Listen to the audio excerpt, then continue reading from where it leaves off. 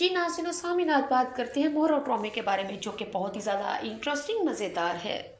अनुषा की दोस्त अनुषा का पता लेने के लिए आती है और आके कहती है, खबरदार, तुमने हर जगह पे मेरा नाम ले रखा है और अपनी मर्जी करती फिरती हो। अपनी माँ को क्या कहा है कि तुम मेरे घर गई थी, जबकि तुम मेरे घर नहीं गई। मैं अच्छी तरह से जानती हूँ तुम जहाँ जाती हो और क्या करती हो। अगर मैं तुम्हारी हकीकत, तुम्हारे बोल, तुम्हारे गंदे करतूत तुम्हारी माँ और बहन को बता दूँ तो मैं खरे खरे घर से निकाल दे।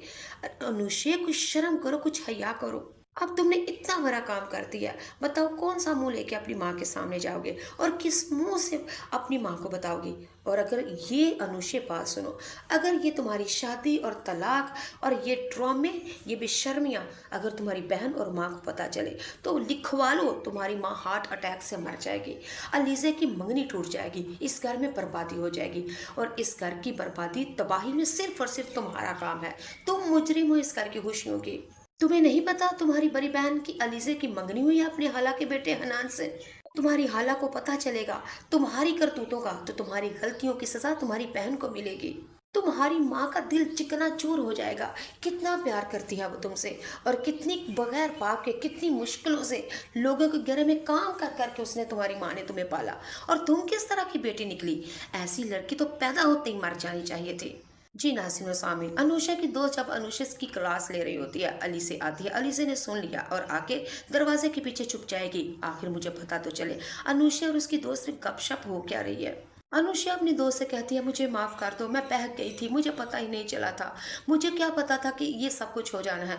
अनुषा की दोस्त ने कहा, मुझसे माफी कैसी मांग रही है, तुमने मेरा क्या बिगाड़ा है। तुमने अपनी माँ और बहन और उनकी खुशियों की तो मुजरिम हो, मुझसे माफी मांगो। लेकिन जो तुम्हारे साथ तबाही बर्बादी हुई है ना, ये तुम्हारा इलाज है, तुम्हारे साथ ऐसा ही होना चाहिए था। जो अपनी माँ और बहन की वफादार नहीं, फिर उसके साथ वफा नहीं की जाती। अलीसे ने चोरी छुपे ये सारी बातें सुन ली। अलीसे से रहा नहीं जाता और पानी वाला जग और ट्रे पकड़ी होती है। अलीसे बेड के ऊपर रख के अनुषे के मुंह पे दो जोरदार थप्पड़ मारती है और कहती है, घटिया बेशरम लड़की, तुम ये सब कुछ करती रही, तुम्हें कोई शर्म, कोई हया है कि नहीं। तुमने मैरिज कर ली, छुप के तुमने निकाह कर लिया। तुमने ये भी नहीं सोचा क्या होगा हमारे साथ, क्या बनेगा हमारा। तुमने ये भी नहीं सोचा एक बार भी माँ के बारे में।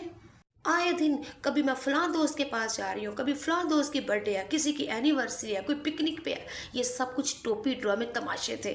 मुझे तुम्हारी बिखरती बदलती चाल और रवैये से पता चल रहा था कि तुम सीधी रास्तों में नहीं चल रही हो अनुषे।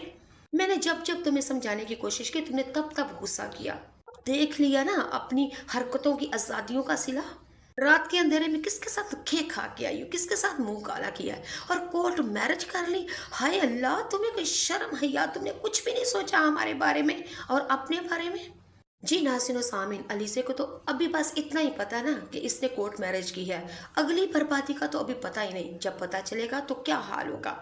अलीज़े और जब माँ को बताएगी कि इसने शादी की और